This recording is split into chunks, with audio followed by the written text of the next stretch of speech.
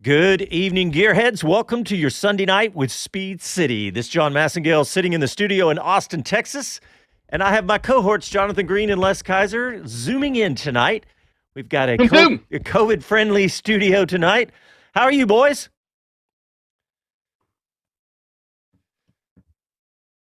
Hey, boys, if I was any better, it would hurt. I am better and it hurts. Yes. Well, hang on a minute. We've got an issue going on here. Hold the show. Hold everything, John. What's going on with the mayor? Well, as all good stories begin, Circuit of America is, everybody's premiere. It's fun to sneak out. Grown up kids, you sneak out on golf courses, you putz around. Well, I kind of snuck out for a couple of hot laps on a motorcycle, and I forgot that they're repaving from turn 2 to 10. Yeah, well, I could have told you that. We told you that on the last show. You were not listening? I'm sorry. Did you say something, Jonathan? No, I'm muted. You went down a hole in turn 2. So now you know what it's like to feel like Marc Marquez. Then. Yeah, I failed on the sprint back to the paddock, though. Now you have to do the rest of the season like that because that's what Marquez would have done. You mean each race? You got to keep racing at 200 miles an hour. Yeah. Each weekend show, I have to do something silly and then go and. I'm sure the truth is not as exotic as that, John. So carry on.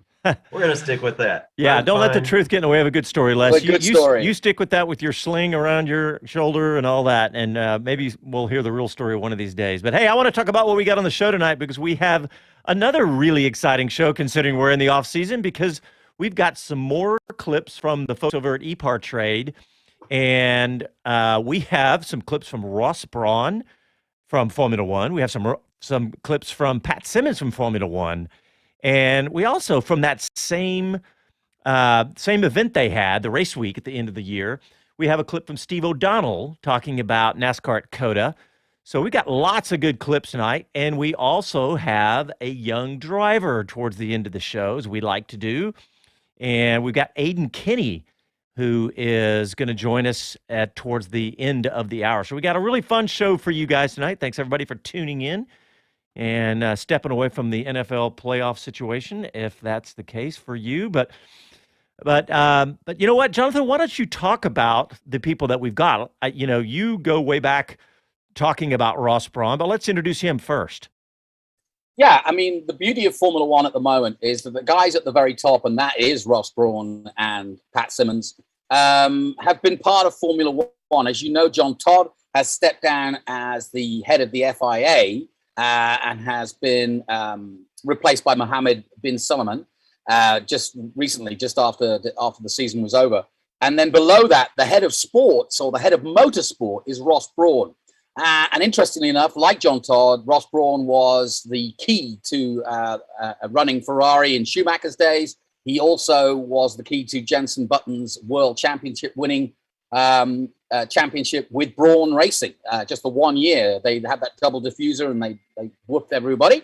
And so Ross Brawn has been an important figure in Formula One for a long time, but now he literally is the major runner of the sport, along with Pat Simmons. Pat Simmons, likewise, has had a storied history in Formula One himself with Benetton, with Williams and other teams. And he now is effectively the technical runner of Formula One. And we're going to hear from both of them tonight about the future and about how they've sort of got their feet under the table now as running the sport and helping. Yeah, and I'm really excited because Ross Brawn, in particular, I don't know Pat Simmons as well, but every time that I have heard Ross Brawn speak, he is such an amazing guy to have in the sport still. I mean, we're kind of lucky to have him because, like you said, as he retired and really came back into the sport with F1. In fact, it was funny. One of the clips he said he really loves his new role. He wouldn't want the role that he had, like that Toto and Christian Horner have. So, but let's get ready. Let's go ahead and play this first clip. This clip is talking about the 22 cost cap and will the cost cap keep teams from being innovative, as you guys say, Jonathan, innovative, because it's a big deal. It's something we worry about, is we want our F1 to be our F1. So let's hear from Ross Brawn. Yeah, I think you go two routes really. One is you go to standardized cars. If you want to control the cost, you go to standardized cars, and that's definitely not what we wanted. Or you try and constrain the resources which teams are allowed to use, but allow them within that constraint to do what they want within the regulations, of course. And we've chosen the latter because it means we'll have different cars on the grid. Cars will still have the identity of the teams. It's $145 million this year, which is still a huge amount of money. On top of that, driver fees, that's not including the driver fees, and that's a debatable topic. That's a discussion we're having with the teams and the FIA at the moment, what may happen with that in the future. But you know, on this on a like-for-like basis, I would say the top teams are probably getting on for twice that in the past, and it's still a budget which, let's say, a very good midfield team can aspire to, with the prize money they get from Formula One and the sponsorship they can attract. Then, you know, there's a lot of teams that'll be able to reach that sort of level of expenditure, and therefore we believe we'll take a year or two to adjust, but we'll have many more frontline competitive teams in Formula One than we've had in the past. Yeah, Jonathan, what do you think about the discussion that he's saying there? I mean, we want our innovation, though, for sure. Yeah, I mean, I was just going to explain that perhaps the difference between NASCAR, IndyCar, and Formula One is Formula One has always gone for a competitive approach to spending your money. So innovation is key. So that's why people like Adrian Newey and Ross Brawn in his day, you know, are almost aerophysicists and you know, astronauts in their ability to solve problems and get over things and push money towards new and innovative ideas.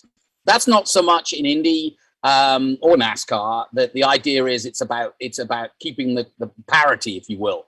So there's a very competitive level of Formula One that has nothing to do with the drivers and the teams. It's all to do with the designers trying to get as much as they can. The problem with that is the more money you can throw at it, and then as Ross said, in the case of Ferrari and Mercedes, they're throwing 400 or 500 million at whatever problems they've got, and they're doing simulations and wind tunnel testing and all the rest of it. So they're on a NASA scope of preparation, whereas the smaller teams like America's Haas team are spending closer to that budget cap of about 140 million, probably less. So the idea being, if you cap it at a price that the minnows can get to, then maybe you can compete better with Mercedes. It sounds good in theory, but the bottom line is, and Dave O'Neill will confirm this when he's back on next time, is that they find ways around it. In other words, if it's R&D, they may do R&D 2 years ahead, which doesn't count for that budget. So it's an attempt to tighten up and make the field more competitive, and it's certainly a step in the right direction, so I'm glad they're doing it. Hey, Les, I want to ask you, Les, about the how the driver salaries, amongst other things, but let's talk about driver salaries specifically, how that money is outside the cap, like he said. What do you think about that? I'm not too thrilled on it because it just means bigger budget, you get the better driver. Is that fair? Well, it happens every day in the rest of our lives. And so, you know, I'm not necessarily opposed to it. I'm not sure how we would handle it or address it. I do feel that, you know, going back to the budget is, look at what happened during the pandemic. We all got these restrictions. We got these challenges. And look at what has happened. We've had so much advancement in what we're doing tonight with Zoom calls, the quality of them, everything about this technology. But that's because of a restriction. In F1's case, the Formula One money for the budget.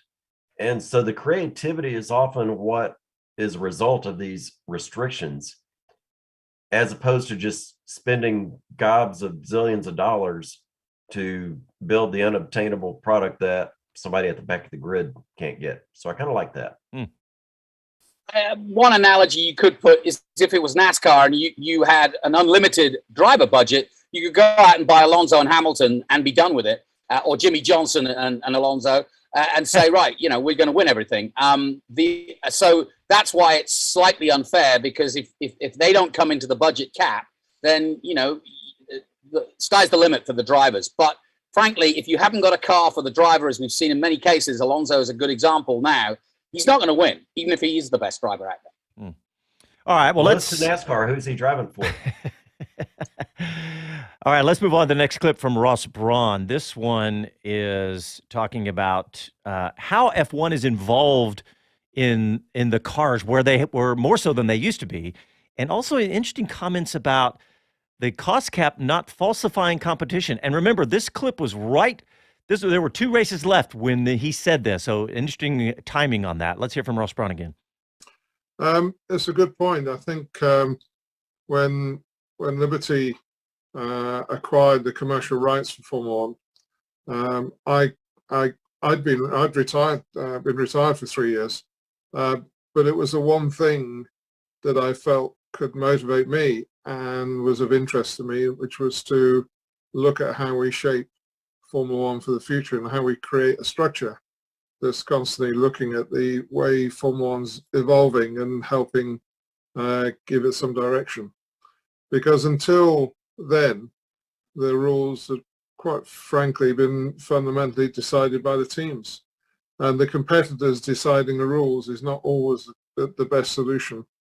And the FIA at that point didn't have the resources to look at the problems directly. They had to take the information from the teams. So we set about building a team, and I'm glad you'll be talking to Pat, because he headed that team, to look at the cars we had and try and decide how we could improve the quality of racing, both from the design of the car and the economic environment that the teams operate in, because there was a massive disparity in what a top team could spend compared to even a mid-range team. A year ago, 18 months ago, at this stage of the season, Red Bull or Mercedes could be pouring hundreds of millions into the championship to try and make sure they could win it, and they can't do that now. There's a cost cap, and they're constrained in how much they can spend. And so, we believe it will bring closer racing. It will bring economic stability to Formula One, closer competition throughout. So it's not a revolution, it's an evolution. But the things which, for once, there's been some resource put into this objective. And I'd like to say independent resource, because our objective is just to make the racing better. We make the racing better. We make it more engaging. We get more fans. It improves the commercial landscape for everybody, including ourselves. But we have to keep the integrity. We can't distort or falsify the competition. So the first time ever, the commercial rights holder has actually put their money where their mouth is. Yeah, prophetic a little bit, isn't it? But hey, guys, we got to get a break in real quick. Let's do that now. You're listening to Speed City Live from Austin, Texas, and we'll be back after these messages.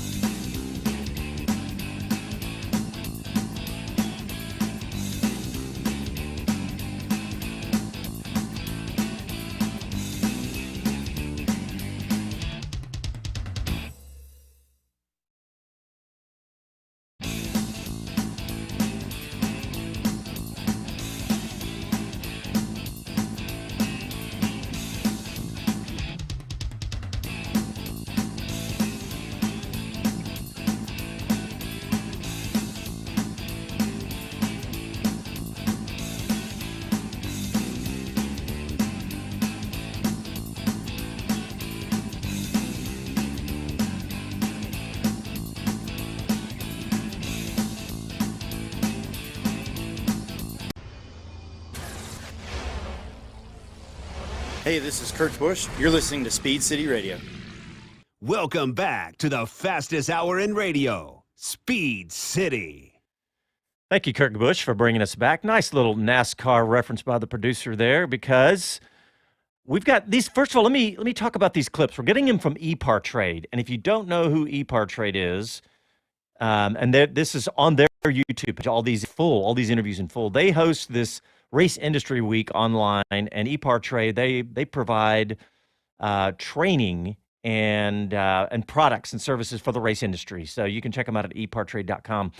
But we just love the content and said, hey, can we use some of it? And they said yes. So yeah, in conjunction with racer.com and Racer Magazine. Yeah, so it's a really cool deal. So check those guys out. And by the way, I'm going to give you the phone number, but we're not going to open the phones up for a little bit. But it's 512-643-5483. 512-643-5483 if anybody wants to call in. We are monitoring YouTube and Facebook and Twitter usually. For sure, YouTube and Facebook, if you guys are watching on there. So, but yeah, we've got Kurt Busch brought us back because we have a clip from Steve O'Donnell from NASCAR, who talks about one of the executives at NASCAR, and he's talking about how NASCAR's their topics and goals for 21, how COTA was included on that. So let's go ahead and hear from Steve O'Donnell from NASCAR. We also learned that, from a NASCAR scheduling standpoint, we didn't want to go somewhere and be one and done. It was important for us to, know we're going to go into a market, learn some things, and then how do we improve upon that? So you looked at COTA, Formula One, as you've said, we wanted to make sure we didn't go in there and embarrass ourselves in terms of, okay, what's NASCAR going to do here? How's this going to work? But when you look at our road course product really over the last few years, it's been terrific. And once again, our drivers continue to prove that week in and week out. The weather certainly caught us. We have said we're now going to race in the rain. I think we had some critics, rightly so, in terms of how far that went. Definitely learned some things from that we can apply when we go back to COTA. Hopefully we've got great sunny weather because the fan base was unbelievable there. The town, a great place to go racing. And I think everybody, to a person in the industry, thought, hey, this is awesome for the sport. Go ahead, Jonathan. Yeah, I actually think when I look back at 2021, that NASCAR event at COTA was probably the most underrated story of the year. And what I mean by that was 80,000 people showed up. It poured with rain. There were some heavy crashes, and NASCAR's not used to racing in the rain, although, of course, it's entirely possible, especially at a road course.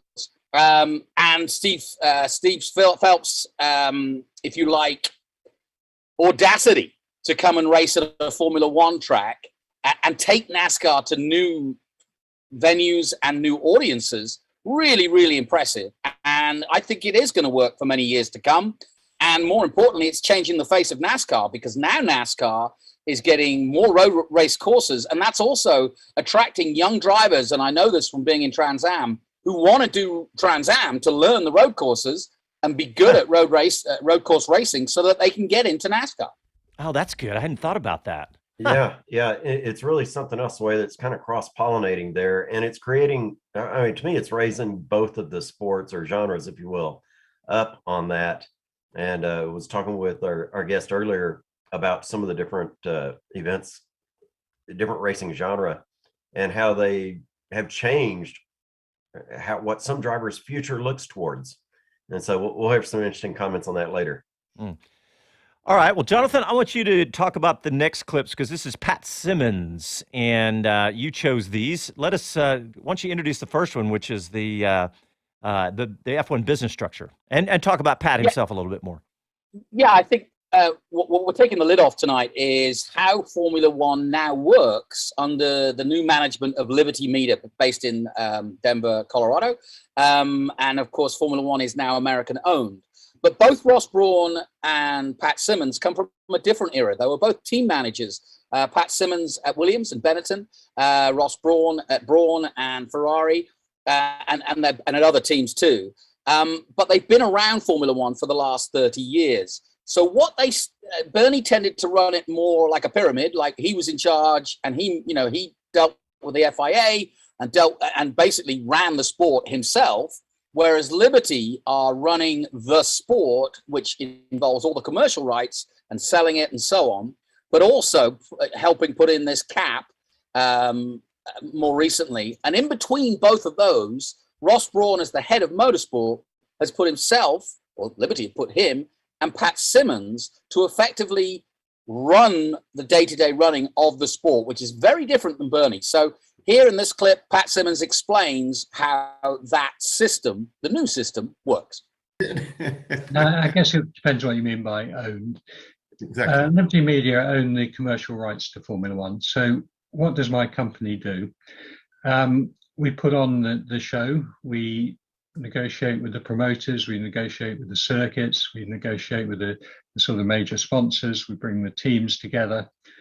We work with the FIA, who are the regulator, to ensure, you know, that we are, the budget cap, for example, originated within our organisation. But as I said, we can't write rules. That would be against sort of competition practice. So the FIA regulate things. We pay the FIA to perform that regulatory function. But we actually, I guess, run the show. One hopes makes the profit as well. What's different about that, John, is in years gone by, effectively, as we heard from Ross earlier, the teams would push for the rules and lobby FIA, or the FIA, the governing body of both, of all of motorsport, or all of four-wheel motorsport, to get certain rules changed and so on. So now you have a group of people looking at constructive and hopefully innovative ways to make it both more interesting for the fan, but also more lucrative with the cost cap. As we mentioned last week, if you've got a situation where you know what you're going to earn from the end of the year and you know how much you can potentially spend, then ROI, the chance forward to get return on your investor, and that's happening more and more now with the new look of Formula One, with Williams, McLaren, Aston Martin. So now everybody's got a much clearer idea of what they can and can't earn and how to spend that money. Mm. Jonathan, you of all people been in just about every paddock and every site around the world. How will that community or that committee's loyalty to their former teams play a part in their decision making? Do you think that's going to taint things, or do you think it's going to be looked at generically across the paddock as they go to decide about making a rule change? It's a good point, Les, but I really don't think it were. They're two very respected men. And I think Liberty took more time to, if you like, get their feet under the table, given that they were Americans, and it's far from an American sport, let's face it, or thankfully, though, it is turning that way. But certainly in 2017, it was a wholly European product. And so I actually don't think their former roles in the sport, they've got so much respect that I think the Zach Browns, who'd never run a team before he joined McLaren, and Capito at Williams, and to a certain extent Gunther Steiner and Gene Haas at Haas, would follow these men because that's what they're there for. They don't, they came out of retirement effectively to take these jobs, and certainly in the case of Ross Brawn, I actually think that he's at a time in his career where he's there for the right reasons. It's a bit like when Adrian Newey hangs it up that he became the technical director for Formula One. And I don't think anybody in the sport would say, so it's a bit like getting, I don't know, Roger Staubach and Jimmy Johnson to be at the top, because that those are two respected people. Is that an option? Yeah, could be. I'll take Roger Staubach anywhere, anytime, for anything. So yeah, can we get him back? All right, let's play one more clip. And Jonathan, I'm just going to do this because we're running short on time. This one is the simple one. It's Pat Simmons, the same guy, talking about F1 being road relevant to road cars. Technology to production cars. Yeah, I saw that question come up, and perhaps I should explain that I'm Formula One, not the FIA. Now, we work very closely together, but Formula One is the commercial rights holder, FIA is the regulator, and in the past, never the twain shall meet. We're trying to bring it closer together, but you need to be careful. It would be wrong for the commercial rights holder to be doing too much regulation. But do we need to be road relevant? I think is really what we're talking about. And the answer is, I think we do. I prefer to call it society relevant because I think that there are so many aspects of what we do in Formula One that have knock-ons way beyond the sort of automotive industry. I mean, I think everyone knows the favourite story of how Williams Formula One team, or the offshoot from Williams Formula One team, developed a new type of shells for supermarket fridges that saved a huge amount of energy by applying the sort of aerodynamic knowledge that they gained in Formula One. So we do need to be society relevant, and of course. I hope at some point we're going to talk about sustainability, Chris, because that's our big push at the moment. It becomes difficult as the sort of light mobility sector moves more and more to electrification. The power densities that they're dealing with are just not suitable for a big racing car like a Formula One car, an IndyCar, or anything like that. But there's still an awful lot that we can contribute, and the electric machines on a Formula One car, the battery technology, the power electronics, they are all absolutely state of the art. We have C ratings on our batteries, which is effectively, if you like, it's a way of thinking how fast you can charge a battery, that are way beyond anything on a road car. And a few years ago, I think we were all questioning how relevant is that. But of course, now everyone's saying, well, yes, we are worried about range, but we're actually more worried about charging the batteries quickly. So a lot of the technology we've developed, silicon carbide in the power electronics, some of the battery technology, certainly the battery management, we're really pushing towards the ability to charge very fast. So lots of things like that are relevant. And they must remain so. I agree with that. I think they need to remain relevant. I will totally agree with that. Well, guys, let's go ahead and take our quick break. And we come back, we have a couple more clips. But also, if anybody wants to call in, 512-643-5483. And we'll watch comments on Facebook and YouTube. And we got some other topics we want to talk about other than these clips tonight. You're listening to Speed City. Back after a quick break.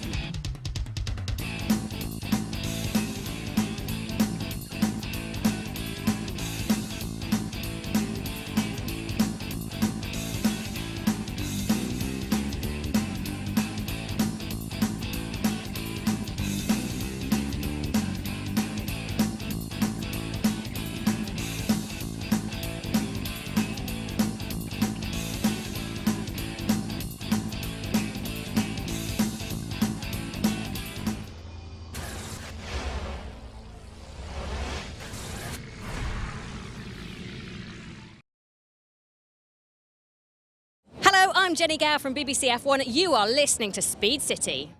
Welcome back to the fastest hour in radio, Speed City. All right, welcome back to the show. We've got a couple more clips that we want to get in, but I definitely want to talk about some of the topics. Jonathan, you have done a fantastic job with all this homework. You've got so many topics in here. But my editing was rubbish. Which is it? Oh, that's funny. Your accent. Jonathan, I want to talk about this article you spotted on motorsport.com. Can America's top talents still reach F1? I was like, those guys were singing our tune, because I don't know if you're new to watching or listening to us. That's what we've been talking about for years. But what made you put that in here, Jonathan, besides the obvious? Obviously, it is of our interest to find out. We're very close. We've got 20-year-old Logan Sargent now signed up for the Williams Academy. So, yes, we're on the cusp. We've had Rossi. He did a few races, obviously, and now is an IndyCar driver. And we got very close, very, very close, 48 hours we now hear, as you heard in the last week's show, to get Colton Herta, who is without doubt the biggest star in American racing currently, and is also of an age where he could make it. But the story that this really resounds around is Jeremy Shaw, good friend to the show, and I think we should get Jeremy on. Jeremy, a fellow Brit like myself, so tough luck. We're here to stay. But Jeremy's been running young Americans to the festival, the Brands Hatch Formula Ford Festival, and the likes of Connor Daly, Joseph Newgarden have all won that festival, and we won it again. The Americans won it again this year, and Jeremy's saying that that's all very well and good, but we're not making future Formula One stars. We're making IndyCar stars out of it because they're not known enough. And so, we've just recently had a situation where had Michael Andretti bought the Alfa Romeo team, we would have had a young Colton Herta with some 30 million behind him per year from Cambridge in Formula One. And I believe he would have been very successful. Instead, we get the dollars of 30 million from China, and China get their first Formula One star in the Alfa Romeo. And Andretti, the deal fell through with 48 hours to go. So the point is there is talent, but I kind of agree with Jeremy. Unless that talent, like Alexander Rossi and like Logan Sargent, is currently racing through the ladder in Europe, they won't be noticed. And the Formula Ford Festival does its bit, but if they come back here or they don't stay in Europe, we're not going to get what we really want, which is, 3 or 4 drivers racing in Europe, of which now there are, including the Fittipaldis and the, Cameron Dasses of the world, and obviously Logan Sargent. Yeah, I mean, that's what we need, obviously. We need these guys to be in that European ladder. And, they need to be on the radar of all the teams. It would have been great if Michael had done that. And let's not forget, if you've been watching and listening to us, Michael's not done with that effort. He is going to try to figure that out. So, but yeah, we need those guys, those Americans on that ladder for sure. One of the things that I see more and more as I'm meeting these young up and comers out at COTA when they come in, and that's one thing I was talking to somebody the other day. Why don't I know about all these things coming to COTA? And I said, well, there's private events, there's private track sessions, there's all these different things going on. And, Speed City guys, we get the opportunity to go visit sometimes out there when the gates are otherwise closed. And I'm seeing more and more of these young drivers who aren't looking at Formula One. As much as the three amigos here want to see Americans in Formula One with all the rest of the country, there's a lot of other seats besides those 20 some odd seats. And the value of coming up, odds are you're going to wind up somewhere else. And so it's good. It is a big culture change. There's no question. I mean, the closest we came with Pat O'Ward, very close. He looks as though he's going to do some Friday drives. But Pat O'Ward was on that path, if you will. So was Connor Daly, GP2, Rossi, as we know. So we've come close on a few occasions, and that's why the Logan Sargent story is good, because he is well backed. He is going through that ladder. But even for it almost fizzled out last year when he didn't get an F2 drive and did a 3rd season of Formula 3, then gets picked up by Capito at Williams and is now in the Williams Academy and looks as though he's going to get plenty of Formula One exposure on a simulator and on some Friday drives. Mm. I got a story here that's funny. All three of us put it in the show doc independently. And Les, I guess you look the most like him. What's this story about Brad Pitt? Oh, thanks, I think. One for the ladies, Les. Oh yeah. So Brad Pitt's in on a new movie coming up. It's Formula One based. Not a great deal of detail, but I think they were obviously marketing to the women when they said Brad Pitt. And so should be really interesting to see what comes up with it. There's a few other names that you'll recognize as you go through it. Hopefully we'll see that within the next year or so. Hey, I hope this happens just because it would be, just more visibility for the sport for sure. And look, and it's Apple Studios. Is that it, Jonathan? I think you. That's it. It's an Apple product, so it'll be on Apple Plus, and so that's why I think it will get the same sort of notoriety as the Netflix. Brad Pitt is well known as a big motor racing fan. He's done quite a few ventures into watching races and taking part in things. So yeah, a bit like back in the day, Steve McQueen and Paul Newman. I mean, we're talking about actors that really can galvanize people to watch something they wouldn't normally watch. And we've booked him for next week's show, and we are giving away a ticket to any young lady who wants to come into the studio and be a guest. Sorry, Jonathan. I got Bob Pitt. It's his overweight brother. I've got him. I couldn't get Brad. Okay. So we'll see about Sorry, that. girls. Sorry. I have one more clip I want to play. Jonathan. I have one more clip I want to play from Ross Brawn because Pat Simmons talked about this in his clip a few minutes ago, talking about how the sustainability is such a big goal of Formula One, and they have a huge task ahead of them trying to help formulate a sustainable fuel that can run in regular road car, their existing 2 billion road cars that are out there now. And this is Ross Brawn talking about that. We all know this massive environmental challenge we're all facing. And, I know from my experience in Formula One, if you set the 10 teams a challenge and make it competitive challenge. So what we're discussing is sustainable fuels. So in 2026 at the latest, and maybe even earlier, you will have to race with a sustainable fuel. In other words, a net carbon zero fuel. So the way that fuel is made, it's produced, has to be net carbon zero.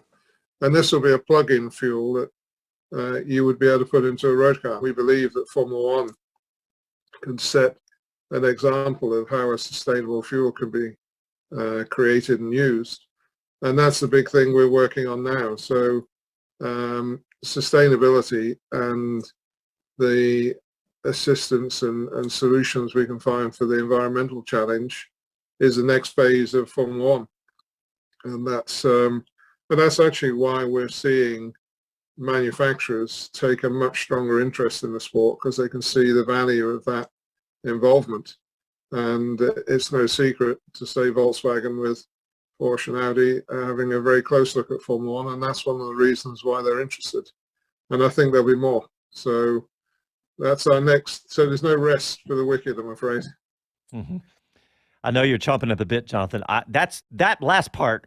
Yes, I would love for them. I'd love for them to make sustainable fuels for road cars. It'd be great. The engineers and chemists and whatever are struggling with that. But that part about VW and Porsche, and obviously we know why VW's wants to be involved because of their Dieselgate. But what were you going to say, Jonathan? Well, I mean, there's two things. One, Formula E has proven that the manufacturers vote with their feet. The last 20 years, the last 10 years has all been about electric for every manufacturer out there, which is why the Formula E championship, the electric championship, took off, and it was backed by the likes of BMW, Mercedes, and Porsche. So I think an Audi. So the point is, you can't run a combustion series today in this day and age without trying to be sustainable. For example, COTA has the only sustainability officer currently, and that was a real wild step. But I think this goes back to the F1 to production cars, which is if F1 can develop sustainable synthetic fuels which are less carbon, potentially hydrogen, or at least less carbon emission, And also, they have set a goal of 2030 as being carbon neutral, which is, again, a weighty thing for a company that rides around the world for 23 countries with about 600 people in tow, and then races over 3 days. It's going to be a hard task, but they've got to be seen to be doing it. Otherwise, the next generation of people would be absolutely aghast when the whole world is trying to save the planet and Formula One is just running around with combustion engines, not caring. It's literally the whole soul of Formula One in the future. They have to address it. Tobacco is gone. Good. Now let's get sustainable. Absolutely. We've got a comment in from Facebook, and Kevin Kelly says the same. Can't get rid of the internal combustion engine. Agreeable. Adrian Newey, went out to the Extreme E race and was looking at several things around that, but he's also one of the ones raising the idea of a hydrogen combustion engine in Formula One. So it's on the path. With a name like that, the probability is pretty high. Yeah, this is a big deal. I'm not going to put it past Formula One to be able to make this happen. Hey, John, if we had hydrogen cars, would I have to do would I have to suck hydrogen and do the commentary? That's helium. That's helium. Oh, helium. Oh, sorry. I don't know me chemicals. You're confusing hydrogen Didn't and sound helium. that way. I've never sucked hydrogen. What's that taste like? I don't know. You got me there. All right. On that note, we're going to take a break because when we come back, we have a young race driver that's going to join us. Very excited to have a young driver on the show. And we'll be back after a quick break.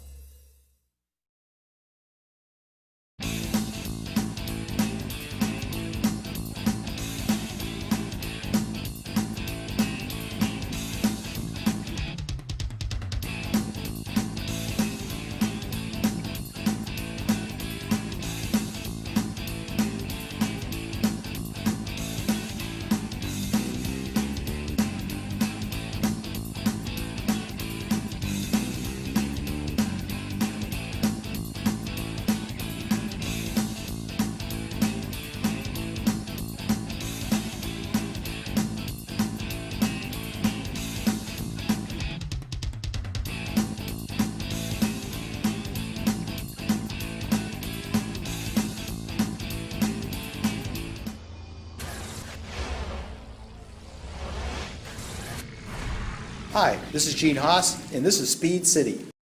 Welcome back to the fastest hour in radio, Speed City.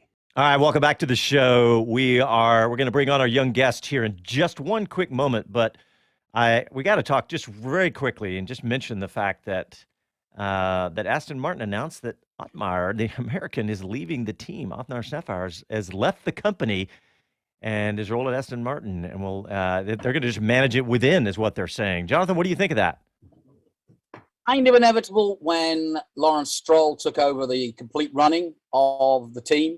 Aston Martin have gone through unbelievable changes and are still going through unbelievable changes. And I think this is an effort. I mean, Otmar was there for 12 years, and when it was Force India and Racing Point and so on and so forth. So he's had a long run, and I just think that Lawrence wants to put his own stamp on his own team. And I think that's what will happen, is that they have enough people there to run the day-to-day, but they may well bring in what they would call a rock star team manager. Watch this space. You know what? I saw this one coming, and you're going to say that I'm crazy, but when I watched the Netflix series, and I watched, Otmar was in the boardroom and he was talking, and then Lawrence Stroll walks into the room, and Otmar was not good at handling him. You could see it in his eyes. I know that sounds crazy, and I'm kind of joking a little bit, but you know how you can just tell Lawrence Stroll is obviously an enormous figure. He's impending imposing physically and everything else. So besides being a billionaire, and I could just see it on Otmar's face. I could see that he is not managing that relationship like, well, to be honest, I think that Gunther handles his relationship with Gene better. So, all right, well, that's all of that. Les, I want you to introduce our young driver guest. You bet. I was talking about how much we're out at COTA, and we get to meet these teams that travel through COTA. Everybody wants on COTA at one time or another. And a lot of times it's younger drivers that I get to pick out and catch up with. And so we want to introduce you to Aiden Kinney. Aiden Kinney is with Will to Win Racing and has already got a great history, a great track record for such a short career. Aiden, welcome to Speed City. Thank you for having me. Hope everyone's having a good evening so far. Oh yeah, doing good. Hey, so Aiden's based in Florida, and I'm going to say he was a little bit late to his career, but he's making up for it in fast time. Why don't you give us an intro of your early experiences, sports beyond racing, and then into the karting world? Yeah, so when I was in middle school, so 6th, 7th grade, I started karting, which was in 2018. So from there, obviously, I had quite a late start compared to most of my competitors who had at least 5 years under their belt. So starting on the back foot was a little difficult for me, but I was able to catch up. I could stay mid-pack, front pack sometimes. Ran a lot of national races until last year in 2020, where I stepped up to cars, racing in the WRL with W2W Mark Martin and a Porsche Cayman. So that's where I'm at now.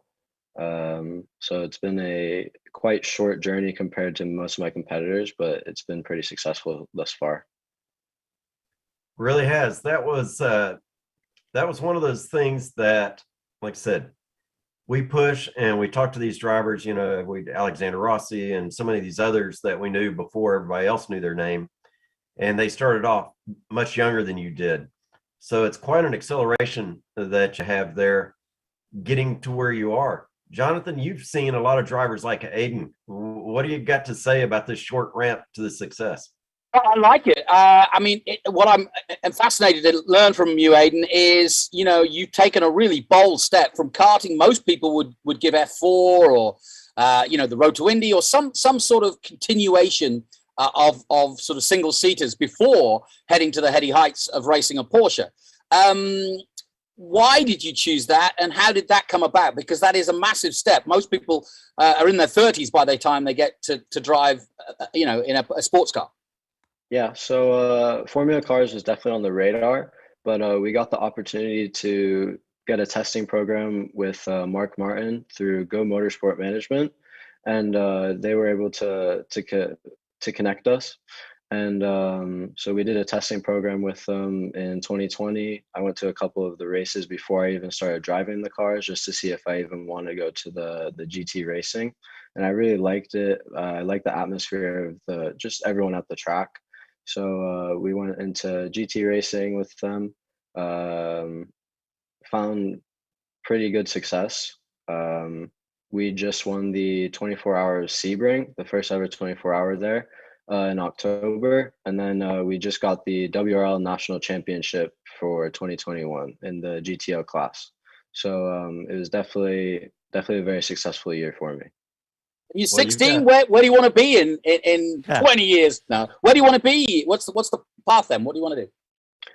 So I want to either make it to IMSA or just have a steady factory job. So with Porsche, Lamborghini, any of those types of cars, just so that I can have a steady career, but still be able to do what I love.